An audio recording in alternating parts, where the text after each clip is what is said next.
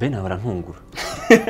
Nukuri Ben barantungura gute? Yananantengushye tu ku rundi ruhande. Gute? Umuntu w'umugabo ufite umugore hari imyitwarire yakagombye kumuranga ku buryo bitakagombye kugira ubwo ukurura shanga abandi. Hari umuryango Ben abakomokamo. Hari n'umuryango Ben azarema. Nta kwiyubaha kurimo, sinkubeshye. Nta kwiyubaha? Nta kwiyubaha kurimo. Gute? Nta kwiyubaha kurimo. None se Ben kuba umuntu aje kukwifotorezaho cyangwa se kwifotozanya nawe ntabwo biguha uburenganzira bwo kujya gukorakora muri buriya buryo bifotozanyijemo muri iriya positeri. Si positeri isanzwe ikoreshwa mu kwifotoza. None se yamufataho akumva iyo shanga akabyihorera yamubazaga iki? None se n'umugore wawe cyakora ari Pamela ari kumubaza ati iki kinigi cyo wambaye, ariko nawe yaramubajije ngo waba wambaye iki ngiki waba wambaye waba ari ibyo bintu. Nese biramureba, nese n'ubuzima bwe.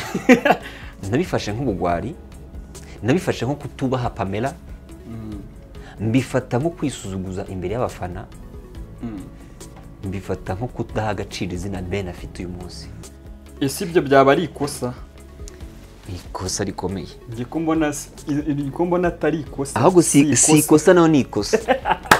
Ntabwo nibaza ukuntu amazina akomeye nka Ben, Element na Kevin Kade nawe wize umuziki bajya gukora amakosa yo kwita ko bagiye. None se man, iriya niyo ndirimbo mwasakurishaga. Ntabwo nzi niba ngiye urukumva nabi, ariko nakubeshye mastering yayo. Numvise nayo ifite ikibazo. Ushatse kuvuga ko bashobora kuba batari mastering. Bob niba atangiye ku mastering kuriya ari kwikiza igari ko ari kwica isoko rye. Ibintu byaba indirimbo kuba ari nziza bwo ni nziza. Kuko nta gishishwa kibi kibaho. Reka ne kukitigishishwa. Reka ngo nta sampling ibambi. Cyakora byo wenda ikiza cyayo yagari umubano wa Coach Gael na Deben. Nese turajya gucuruza iki? Ndakubwira impamvu. Uyu munsi niba turimo dukora Afrobeat ntabwo uzayiririmba kurusha umunya Nigeria. Bivuze ngo twe nityo gusamplinga ni handi turasanga nta nyana dufite. Dufite umuziki ariko ntabwo tuwukoresha bro. Ikinimba si umuziki. Ariko ikinimba ntawo cyanditse mu muziki wa Afrika. Nitujya gucuruza turacuruza ibintu nk'ibyo muri Nigeria, kandi Nigeria turusha n'umundi kubicuruza. Uzagera hese abantu mwiza umuziki mwa creatinze umuziki. Ndabasuje mbifurije ikaze, mbifurije kugubwa neza aho muherereye hose. It's all for one and only umwe cyane. Hano ni kuri Leya Entertainment, nkuko musanzwe mubimenyereye ni analyse mba ndi kumwe na mugenzi wanjye Leandre niyo mugabo. Ikaze. Urakoze cyane Arafat, ntekereza ko n'abanyarwanda bameze fresh cyane aho bari hirya no hino. N'ubundi ni ikaze kuri Leya Entertainment, tujye kuvuga ku rundi ku bintu biri gucaracara hirya no hino n'ubundi muri entertainment n'ubundi nkuko dusanzwe tubikora. Yego nkuko mubizi nkuko bisanzwe iteka niko muri kiliziya bavuga. Nkuko bisanzwe iteka. Yego. Reka twigendere mu cyatuzanye already, we are coming back. Bawo nabonye muri iyi minsi nari inkuru yari imaze iminsi iri gutrendinga ya Deben. Na wa mukobwa yagiye kwifotoza yego mu gitaramo cyabereye i Musanze I think. Ubwo bari kwifotoza Deben yabaye nk'umuntu umufata kwa kundi abantu baba bagiye kwifotoza asa nk'ukurura. Benshi bavuze ko ari umwenda w'imbere. Abenshi bavuze batarumva version ya nyirayo. Batangira kuvuga ngo Deben ni umuntu utiyubaha, umuntu ufite umugore akaba agikora biriya. Ibintu byinshi biravugwa. Wowe ku ruhande rwawe wabibonye uti? Sha Ben barantungura. Nukuri Ben barantungura gute? Dutandukanye showbiz ariko tunatandukanye n'ubuzima bwacu tugomba kuzabamo. So ngiye Ben impamvu vuze ko yananantengushye tu ku rundi ruhande. Gute? Umuntu w'umugabo ufite umugore hari imyitwarire yakagombye kumuranga ku buryo bitakagombye kugira ubwo ukurura shanga abandi, bikanagaragara kuri kamera. Impamvu bivuze hari umuryango Ben abakomokamo, hari n'umuryango Ben azarema. Umuryango wa Pamela n'uwa Ben bafite imitekerereze runaka. Ese ku ruhande rwawe ubona biri ari ikibazo? Ni ikibazo. Wenda nk'abantu turi mu gisate cy'imyidagaduro ushobora kubibona biri ukabibona nkaho ari nk'uburyo wenda bwo gukora inkuru.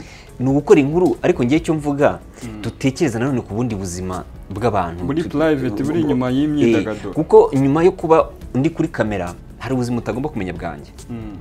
Hari imico utagomba kumenya yanjye. hari imyitwarire yanjye utagomba kumenya kubera iki, kubera ko hari kamera en plus noneho urimo urabikora uri kubona ko hari kamera barimo baragufotora. Nta kwiyubaha kurimo, sinkubeshye. Nta kwiyubaha kurimo. Gute nta kwiyubaha kurimo? None se Ben, kuba umuntu aje kukwifotorezaho cyangwa se kwifotozanya nawe ntabwo biguha uburenganzira bwo kujya gukorakora. None se ko uriya mukobwa sinzi ni ikiganiro nabonye ubwo yarivugiye uti ngewe The Ben ntabwo yari umuntu duhuye ku munsi wa mbere, yari umuntu n'ubundi dusanzwe tuzi. Yego, kuba baziranye ariko ntibimuha uburenganzira kuko biriya bifatwa nka sexual harassment. None se Lea, nawe uri muri ba bantu urabona iyo ugiye kwifotozanya n'umuntu kamwe ntabwo wagenda uhagarare nk'ugendeye kwambara amapeti. Yego, ibyo genda byumva cyane.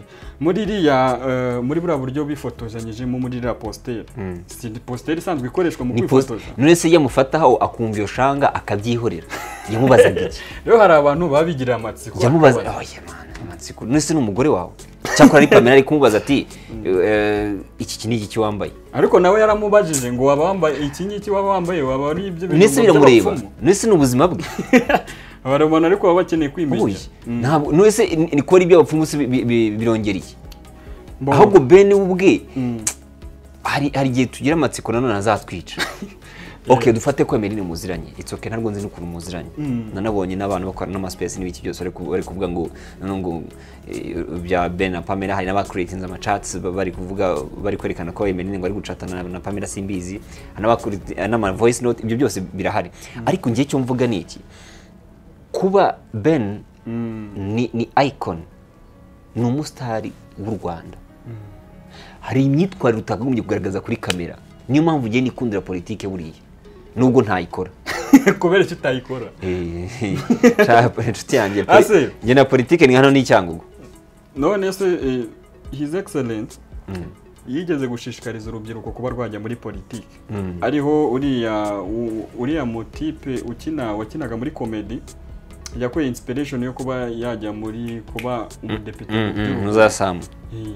Ko His Excellence adushishikariza kuba twaba muri politike. Hari imirimo myinshi ishobora gukorwa, ukunda politike ayijyemo, ukunda football ayijyemo, ukunda gukina filime abijyemo, ukunda itangazamakuru abijyemo, buri wese akora ibyo akora. Ariko ngiye sinajya muri politike. Icyiza cyabyo byose niko twese tuba turi kubaka igihugu. Ni nkuko ntajya mu gisirikare cyangwa se igipolisi kubera ikireya, ariko ndakubwira igihe ntakijyamo kubera ko ndi urubyiruko, kubera ko ndi imbaraga z'igihugu.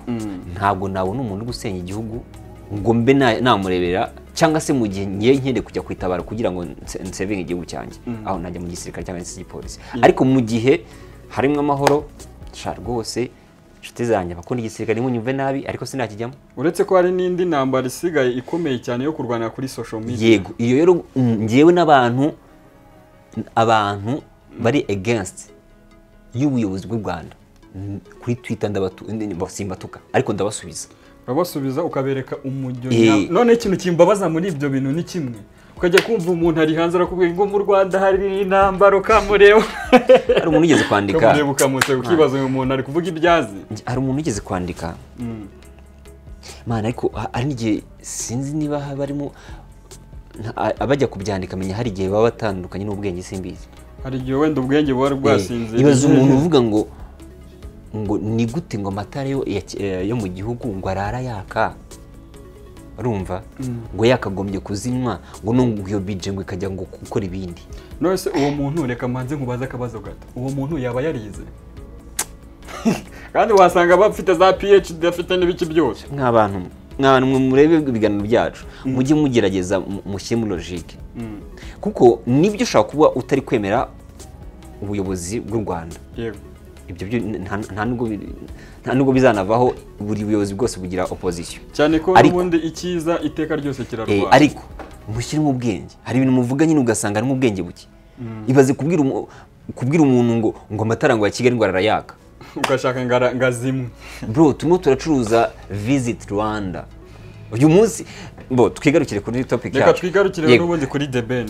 Ngewe kuri Ben nabifashe nk'ubugwari, nabifashe nko kutubaha Pamela, mbifata nko kwisuzuguza imbere y'abafana, mbifata nko kudaha agaciro izina Ben afite uyu munsi. Oya. Ibaze ko nk'iriya video ashaka kuzahira nko mu myaka 30 cyangwa 40 agahita bati uriya ni ngewe cyangwa ntabwo ari ngewe. Twebwe turakora ibintu kubera ko turi gutwika, ariko tekereza ntabwo uri kwitwika. Ni nacyo kibazo dufite uyu munsi ku ma social media, urasanga umuntu akora ikintu akagikora ko ashaka gutwika, ntatekereze ko mu myaka 10 iri imbere azaba ari umubyeyi, azaba ari depite, azaba ari runaka, azaba ari meya cyangwa se azaba ari umuyobozi w'ikigo runaka, atakibarizwa muri ibyo bintu ari mu warangiza ukaza no kuri social media ukavuga ubucucu. Nibyo nyine urumva ari uburenganzira bwawe, ariko tekereza ko mu myaka runaka hari inshingano zabo ufite utakiri wa wundi. Ese ibyo byaba ari ikosa? Ikosa rikomeye. Ngiye mbona atari ikosa. Ahubwo si ikosa naho ni ikosa. Si ikosa ubwayo. Ikosa nayo ubwayo ni ikosa. Gutari ikosa rero. Noneho hari igihe umuntu Element maze kumva indirimbo ze zigeze muri 5 agenda agafata agasamporinga ku buryo wumva ari copy paste. Wumva ari copy paste. Ariko uyu munsi ntabwo nzi impamvu tutari creative. Ese iriya niyo Afroga ko watubwiraga ko uje gukorara? Iriya subwo yabiri mu njyana ya Afroga ko. Iriya ni Afrozouk sukusu. Man, ibaze ko nk'iriya njyana nigeze kwikora documentaire kera. Kera ibaze ko ibyaba indirimbo za kera arizo zitangiye kugaruka ubu ngubu. Ibaze Oliver Ngoma uyu munsi azutse. Mu by'ukuri yaba proud y'iriya ndirimbo. Si ikosa kuko ntago nibaza ukuntu amazina akomeye nka Ben, Element na Kevin Kade nawe wize umuziki, witwa ko yize umuziki, bajya gukora amakosa yo kwita ko bagiye. None se man, iriya niyo ndirimbo mwasakurishaga? None se reya ko hari kenshi iyo abantu bavuze kuri ibyo ngibyo bakoza analyze ku bintu bya music, araza akavuga uti wowe kutayize ubizi ubizihi. Kuba umuntu atayize ikintu ntibivuze ko udafite naso atamenye icyiza. None se nk'uyu munsi ndabizi neza ko umuziki ugira note 7. Sibyo? Biranashoboka ko ushaka kujya gucrea melody ugasanga wisanze muri note y'indi ndirimbo. Ariko bitandukanye no kuba wafata icyo bita tempo cyangwa se BPM y'indirimbo ukumva ni zimwe, imicuranye n'imwe. Nkanjye naba mu DJ ndabizi hari icyo bita BPM. Ni beat per minute. Hari ibintu byinshi abantu bajya bakora. Urafata indirimbo ya Oliver Ngoma, sibyo? Warangiza ukayizana uko yakabaye. Ubuse bwaho ngaho umuntu ashobora kubyita nka revolution. Revolution gute se? Erega ntabwo kwiga ntago ari ushaka kwiga ariko utiganye. Nubwo bavuga ngo ko kwiga ari ukwigana. Yego ni ukwigana ariko ntuzane copy 100%. None se kankwereke iyi shati ushaka gusanga umuntu wayicreatinze ari ingi yasohotse wenda yonyine. So nujya gushaka gukorea ishati ushaka kugenda kuri iyi ariko ntibari nk'iyi. Cyangwa se yazisa nk'uru ruhande ukagira akantu gato wenda uhindura. Iriya ndirimbo si ikosa, yaba hari ikintu yahindutsemo ugereranyije n'ira avuga ko yakoreye copy. Icyahindutsemo nuko bayikora amashusho meza. Hazamo na Element, hazamo na Ben. Ariko ubundi ni Oliver Ngoma. Ubwo ngubwo uramutse wumvishe beat yo yonyine nk'umuntu wabaye wo muri kiragi. Ntabwo nzi niba ngiye urukumva nabi, ariko nakubeshye mastering yayo. Numvise nayo ifite ikibazo. Ushatse kuvuga ko bashobora kuba batari masterinze. Bashobora kuba bari masterinze simbizi, ariko niba Bobo yari masterinze kuriya harimo ikibazo. Ubwo ushatse kuvuga ko muri urugero hari ama sound wumva ukumva ni sound imeze neza, iryoheye amatwi. Bobo niba atangiye ku masteringa kuriya ari kwikiza igari ko ari kwica isoko rye. Ushatse kuvuga ko muri iriya mastering harimo ubunyamwuga buke. Ntabwo urumva harimo akajagari k'ibintu. Ngiye kubivuga muri terme ya musique ntabwo benshi babyumva. Ntabwo babyumva ariko nyine harimo ibicurangisho byinshi biri kumvikana, amajwi ntabwo ari kumvikana fresh. Reka nkwereze nk'urugero, uzumve nk'indirimbo ya Alto yitwa Together, wumva sound ukuntu imeze, sound yumva ukwayo n'amajwi kayumva nyiri ukumana isaso. Rero iriya ndirimbo si ikosa, ntabwo bakagombye kuyikabiriza nk'uko bayikabirije yarangiza gasohoka irimo amakosa nk'ari. Tugeze aho ngaho ikintu nashaka kukubazaho gikomeye cyane ukuntu twumvishe si ikosa yateje saga nyinshi, si ikosa yateranyije abantu, si ikosa yatumye abanyamakuru hirya no hino bavuga, si ikosa yatumye hazamo ba coach Gayere, si ikosa yakoze ibintu byinshi bigiye bitandukanye. Uko yari imeze nuko isohotse ibyo bintu byaba indirimbo kuba ari nziza bwo ni nziza kuko nta gishishwa kibi kibaho. Icyo gishishwa kibi kibaho ntago bishoboka. Nta gishishwa reka ni kucyita igishishwa, reka ngo nta sampling ibambi, nta sampling ibambi. Ubundi gushishura mu cyongereza babyita sampling. Ni gusampling. Bivuze ngo si ikosa ni sampling ya ndirimbo ya Oliver Ngoma yitwa Ikole. Bivuze ngo ntabwo ishobora kuba, ntabwo indirimbo ubwayo ni nziza kuri irimo abantu bazi kuririmba, ariko kuba bazi kuririmba ntibikuraho ko bakoze paste y'indi ndirimbo. Ubwo ni copy and paste rwose, uyumvise urumva nyine ari zimwe. Wenda icyo ushobora wenda kumva ko bitandukaniyeho gato, wenda nabashije kuyumvaho gato, hano bishobora kumva ko bitandukaniye niko ibi byuma bya kera byatangaga sound itajya kumera neza nk'ibyubu. Ariko nyine ntacyo bakoze, nta kubeshya, nta ubwo projet si ikosa, byo nyine ubwawe ni ikosa, si ikosa, ni ikosa rikomeye kuba umuhanzi nka Ben yakwicara akaba yakora indirimbo nk'iri. Ndabizi neza, ndanahamya ko bari babizi kuri ya ndirimbo ya Oliver Ngoma ihari. Ariko nigeze kumva Element ari kuvuga ko burya kuvuga ngo umuntu yakopiye ngo nta kintu gishya burya gishobora kubaho 100% ikintu gishya kirahari, ahubwo ngo icyo bakora, ahubwo twege nuko tunaniza ubwonko bwacu bwo kumva ko tuta creating ibintu bishya. Gute se ushobora gucreating ibintu bishya idea bishya foto bishya 100%? Ni ukuvuga ngo ubundi icyo twege tudakora. Element ntabwo mvuze ko ari umuswa, ariko nanone nikosa kuba yemera kuba ya creating music nese turajya gucuruza iki. Ndakubwira impamvu.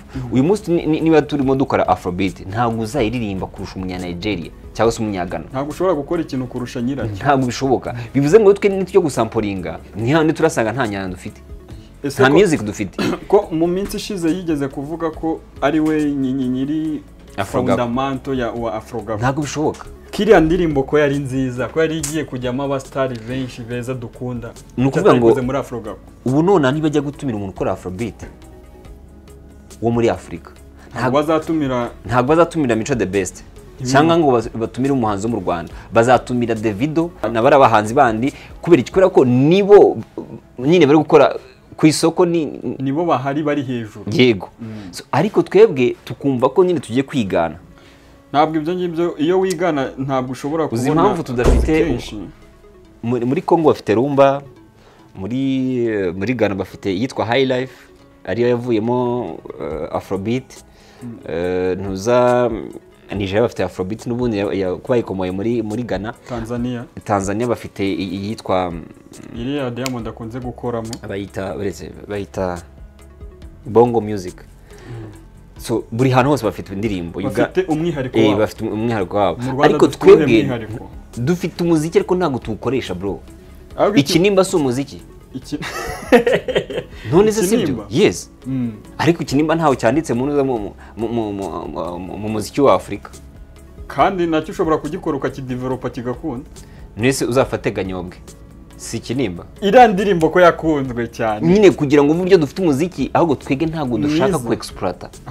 Ahubwo turashaka nyine kumva ko nitujya gucuruza turacuruza ibintu nk'ibyo muri Nigeria, kandi Nigeria turusha n'umundi kubicuruza. Uzagera hese ntaho ushobora kugera. Okay, uraba umustar nibyo ntago mbyanze. Uraba umustar ariko mu gihugu kiwawe. Nese ubu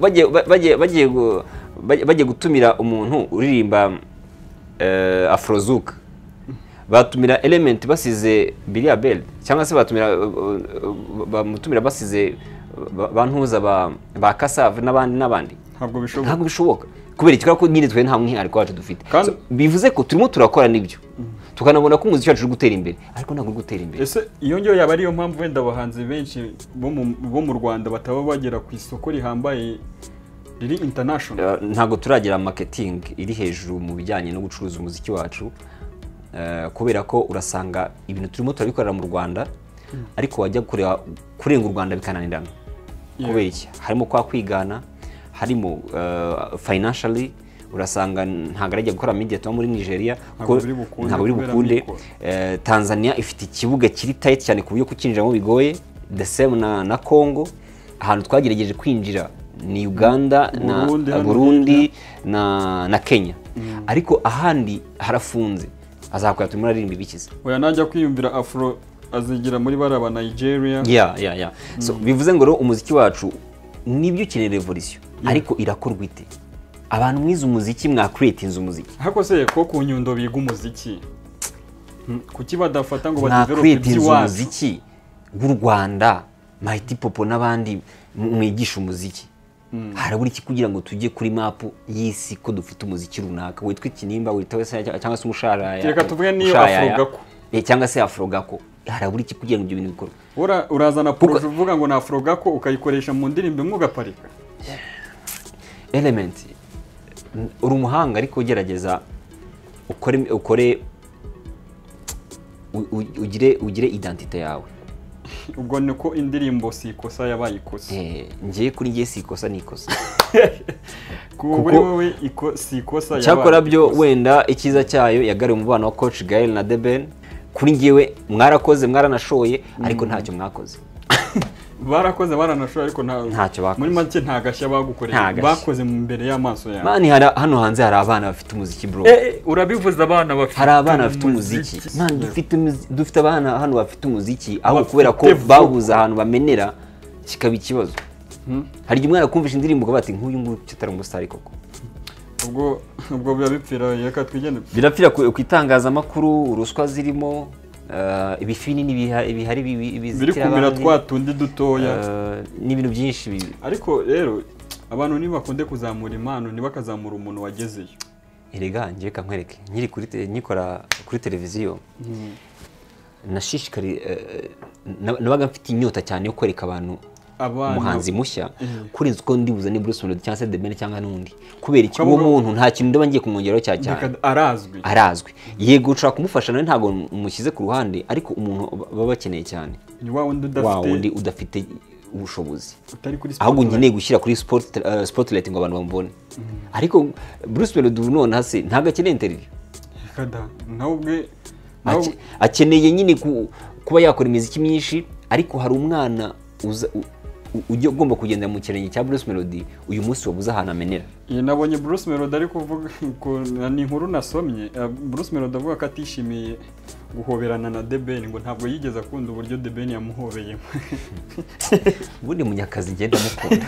Ubundi uratanye ngo iteka ryose. Ubundi Bruce ni umu entertainer bro. Wa original kabisa. Noneho Ben warashaka kumwigana. Usubona bizakunda. Ako erega nta kirara kibi gisirimu. Nta kirara kibi gisirimu. Ubundi gutwika mwana gutwika ni fresh, ariko habemo kumenya ibyo mugiye gutwikamo. Hari abantu benshi dufite hano mu muziki nyarwanda, ubwo ngendeye kwibanda ku bantu babiri. Hari Decat Babarawo no bita Godfather. Godfather igewe icyo mbashimiraho gikomeye no kuba bari mu bantu bafasha muzika nyarwanda kuba promoted. Hakaba hari n'ibindi bintu bivugwa n'abantu benshi bagiye batandukanye. Bamwe bavuga ko bari aba Godfather ndetse na Decat Babarawo bashobora kuba bari mu bantu ikenshi sinzi niba ukunda gukurikira ama space. Hari space wari wumva iza ivuga ngo wenda tugiye nko gufasha Ndera, wenda tujye nko uyu muntu yahuye n'ikibazo tujye kumufasha. Iteka ryose bigaragara ko space bakora nyinshi ziza zivuga kuri kote negative, zitarimo ibintu bishobora gusupportinga nk'umuntu bagiye kuvuga. Wowe ubibona gute kuri abo bantu? Njyewe ntago ndi against umuntu ushaka kuza akavuga ibintu biri negative, ariko narebe n'ibyiza uwo muntu yakoze. Icyo njyewe ntakunda kuri bano bantu bo ku social media bamwe na bamwe barabishyura kugira ngo bakore ibyo bintu. None hari ibivuga so niba umwana uri kuzamuka nta mafaranga afite yo kwishyura, egare yuko atari umuvuge. Abo bantu kuvuga ku mbuga nkoranyambaga bafite udutsiko barimo, ku buryo azakakubwira ati ngiye nzakuzima. Ngo biranavugwa ko muri abo bantu babiri cyangwa n'abandi bantu benshi bo muri social media cyangwa muri no showbiz turimo, ngo hari umuntu umwe ujya wifata akavuga Leandre wowe uri umustar ariko ndakuzimenya. mwese uruganda ni urwaso. Brian yaravuze uruganda ni urwaso kugira ngo uvuge ngo urazimya umuntu. Ese ubuze uko yaje? Nyine niyo mpamvu navuga ngo hari abantu bigize utumana kumva ko nyine ngo batamuvugaho, ngo kumva ko ngo runaka ngo hebana ngo nimuvuga ngo aranyica, ntago nzatinya kuvuga ku muntu. As long as nyine uri mu showbiz nanjye nushaka uzamvuge cyangwa se uzankubite cyakora niduhura nyine ubwo niba tujya mu gipfunsi nkakunesha uza, ariko kumbwira ngo man dufite hano abantu kera hari umwe mu muziki bro, hari ubumwe mu muziki ku buryo wasanga n'urugero nka Riderman agiye guperforminga i Huye akajyana na Kamishi cyangwa se kandi ari uri guperforminga wenyine ariko bakajyana. So urumva ubwo umukundwa bw'umuzi, ariko uyu munsi urasanga umuntu arumva nyine ko arenze ku giti cye, akumva ko nta n'ubundi bufasha bw'abantu cyane. Man dufite uruganda, harimo Munyangire, harimo udutiriganya turi aho ngaho. Ni byiza ko uyu munsi hari abantu muzamura kuri izo social media, ariko umuntu atekereze ko none ubu utakwishyuye we azagera yate, azagezwayo nanjye. Man hari abantu bigize utumana kumva ati ngiye nakuzimya, ati nzi kuvuga cyane, uribeshya ukamvuga, uribeshya ukamvuga turabona. Ikindi kintu buriya niba bashaka bankubita abantu baba diaspora.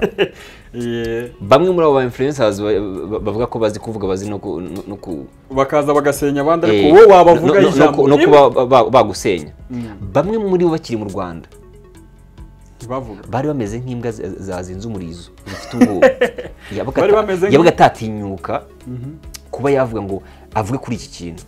Ubwo yabaga afite ubwoba cyangwa yaratarigira icyo cyizere. Ariko ugeze hanze y'u Rwanda utwo dufaranga turagukanze, ukumva ko ufite ijambo kuri Bruce Melody, ukumva ko ufite ijambo kuri Yago, ukumva nyine ko aribwo none ufite imbaraga. Kuki ukiri mu Rwanda utabivuze? Noneho nimugoroba Bruce Melody hari intuza hari umugani yaciye, sinzi ntabwo nabubasha kuwusubiramo neza uko yabuvuze, ariko ndagerageza. Yavugaga ko hari umuntu ubona ubundi ngo amafaranga akwereka umuntu wa nyawo. Yes, ubundi ni ibintu bitatu: n'amafaranga, fame ndetse n'imbaraga. Power. Ibyo nibyo bita ubundi money, fame na power. Uhita ubona umuntu wariwe. Ngo noneho umuntu ukennye cyangwa se umuntu udafite ubushobozi burya no kuvuga avuga yigengesera. So abantu rero bageze hariya arumva ko amaze kugira account ifite 200 ngahe cyangwa se 100 bingahe, arumva ko afite amafaranga yatuma yishyura kana kanga kukozemo, akahita agira ate, akahita atangira kujya kwishyura abantu ngo bice umuziki cyangwa se ngo bice showbiz. So tekereza rero iyo utaza kugira amafaranga, man dukeneye kubaka uruganda rutarimo ubwo butiriganye n'uburyarya. Ntabwo nanze ko habaho izo timu zanyu, ariko izo timu niziba ari timu zigamije iterambere ry'umuziki. Kuza kumbwira ngo uri inyuma ya Bruce Melody, it's okay, n'uburenganzira bwawe, ariko wikumira wenda Davis cyangwa se Bruce Melody kugira ngo nawe atere imbere. Kugira ngo utere imbere wikumira umuntu, ahubwo mureke azamuke mwese mugenda. Ngiye nakwishimira ko mu muziki wacu hamwe amatimu menshi, ariko ayo matimu yose agamije ikintu kimwe: guteza imbere umuziki. Ku buryo tuzajya kubona tukabona boostinze nk'abahanzi nka 5 bazamukiye icyarimwe, umuziki w'u Rwanda ukagira abantu benshi, ukagira abahanzi benshi. Bitari ibyo tuzasanga tumwe turubaka umuntu uriya tukamusenya, tukubaka uyu nguyu uriya tukamusenya. Aho ngaho rero niho uzasanga hari kuzamuka izina rimwe cyangwa abiri, ayandi yose akaguma hasi. Urumva rero ntacyo byabitanze, nta kintu bishobora gutanga. Ari nabyo ibyo ngibyo wari uri kuvuga, ari nabyo duhita dukurizamo byabaye kuri Yago. Yago man, he's a hard worker man. Ese Yago kuba baramuzanye, kuba Yago yarabaye umwe mu bantu bavuzwe cyane, ukavuga ko yanavuzwe nabi, hari ikintu yaba yarakoze gitangaje kiruta iby'abandi bakoze? Cyangwa wenda ku ruhande rumwe ushobora kuvuga ngo ni nk'agatsiko cyangwa ni nk'abantu ku ruhande bakiriyetinze icyo twakwita nk'uruhande ruri kurwanya umuntu? Urumva ubundi baravuga ngo ubugira neza bw'intwari nibwo bwayigonze. Yago yahaye karibu abantu benshi mu buzima bwe. Abo ngabo baba ari nabo abari bo nyine bafata iyo ntwari yo kugira ngo bajye kwangiza izina rya Yago. Yago ni umuntu navuga ngo uyu munsi hari abantu bamuvuga batamuzi, akamuvuga nyine ariko nyine amubona kuri kamera gusa. Ariko Yago ni umuntu nkuko yakosa ni nkuko nawe wakosa. Yago nta kintu yakoze cya danger abandi tudakora, nta na kimwe apari uko nyine ari umusitari. Twese tugira amafuti ariko turwana no kugira ngo tuyahishe. So kuba rero Yago byaracitse bikajya hanze bimwe na bimwe ntabwo bivuze ko ari umunyacyaha wa danger. Nta nubwo binavuze ko wamutera ibuye. Umuntu udasambana azamutera ibuye. Umuntu udasambana azamutera ibuye. Umuntu wese turi kurebana udasambana azamutera ibuye. Umuntu man twese turi abanyamafuti mu buryo bwacu ahubwo turwana no kugira ngo amafuti tuyahishe. Ubu hari abantu benshi bari buze kuvuga ko uri kuvugira Yago. Ni nkuko nanjye nyanza hano nkamusenya. Ariko nshingira ku byo yakoze mwubaka, ariko nanone ntago bikuye ko man hari byiza yakoze. Buri wese ufite access kuri kamera ashaka kugenda hari akavuga, ariko uri muravuga ibiki? Kuko nje hari n'abantu nagiye mbona bavuga ngo urumva ngo uri muravuga Yago ngo urashaka umuzamukiraho. Hano tuba twanaliza. Ariko rero tuyigarutse kuri ibyo bintu, hari n'abantu benshi bakora ibintu byabo bakavuga umuntu nabi, yewe bakumva ko bashobora kugenda bakanakireye ikintu kitanabaho. Nje ntago nkeneye gutwikira kuri Yago, nkeneye ko nyine abaye nkuko ari umukozi agakomeza agakora. Uyu munsi yasubiye mu biganiro, urabona ukuntu biri kundwa neza. Yes. Ubwo rero bivuze ngo abantu bagiye bakire, urabona ko na drama zavugwaga, na drama nyine zamufasha nyine kugira ngo canongererebwe cyane. Si sawa se.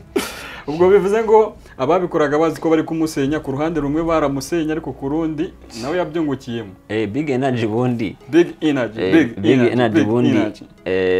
Ntekereza ko kuri we ni isomo yize ry'ubuzima atasubira. Cyane ngo ko abantu babibundi mu buzima bahora bitanga amasomo. Ariko nanone nawe ni igihe cyiza cyo kwiga kugira ngo amenye noneho uburyo atwara ubuzima bwe.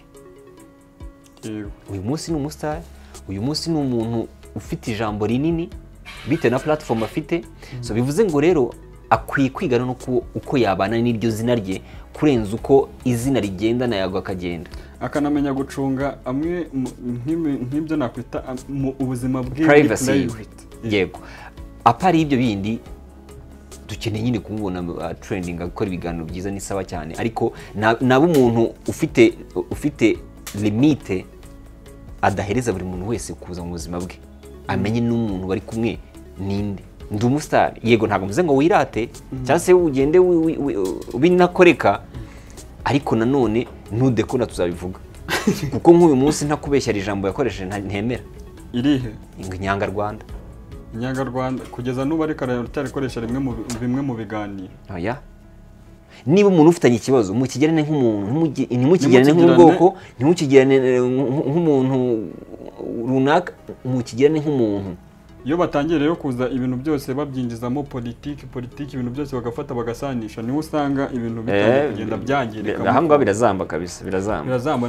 Numvishe Sky ari kuvuga uburyo ki Yago mu gutangira kwiwe mu biganiro yari ameze neza, nta nubwo ari kumva na skandale nazimwe. Ntazo. Ubwo Yago yatangiraga umuziki ngo nibwo bira bintu byose byatangiye, indirimbo ya mbere igisohoka. Suweje hari n'abahanzi yasabye kumufasha barabyanga, kandi yarabafashaga mu miziki yabo. Yego. Bamwe akaba yarabafashaga yabakakora boti wapi. Nkuko nabivuze si itegeko ko ngufashije nawe ugomba kumfasha. Ariko umutima nama wawe niba utegetse kuri bumfashe it's okay.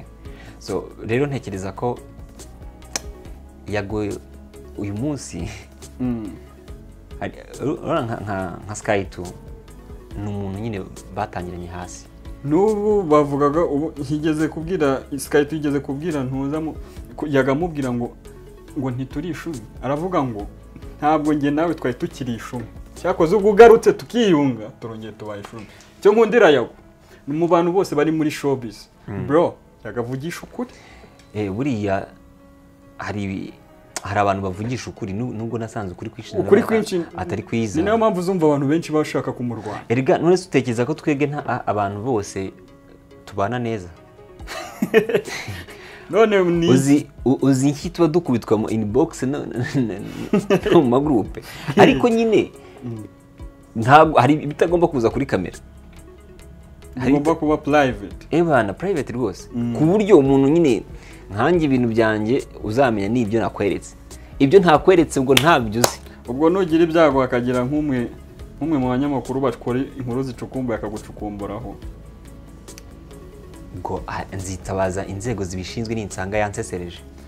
ubundi hari ibintu abantu bataramenya, hari abantu bataramenya uburyo itangazamakuru rikora, ataramenya niba hari ubuzima bw'umuntu ku giti cye utagomba kwinjiramo. Ariko nanone nta musitari ugira privacy, icyo nacyo kimenye. Nta musitari ugira privacy, private life ntabwo bishoboka. none kuri kuvuga ko wowe njyewe impamvu mvuze gutyo, ntabwo ndi umusitari wa danje, ariko ako kantu kari ariko nuvuga ngo njyewe impamvu mbivuze kugira ngo ubyumve fresh. yego, muri showbiz abantu bazi iwanjye ni bake, si uko nta hantu habi cyangwa se, ariko abahazi ni bakeya. Kubera iki? Mu rugo ni mu rugo, mu kazi no mu kazi ni mu kazi. Nuzo kamwe ati ndashaka ko tubonana, uzaza tubonane hano ku kazi. N'umwe ndashaka gusura iwanjye, bizasaba ko tuba dufite n'indi mwana uri beyond yego y'akazi. Yego, ariko kumbwira ngo ugiye kunsura mu rugo, Leandre, reka tugane ku musozo. Yego, tugane ku musozo. Ibyo byari bivugwa muri showbiz muri aka kanya. Leandre, wakoze kuza.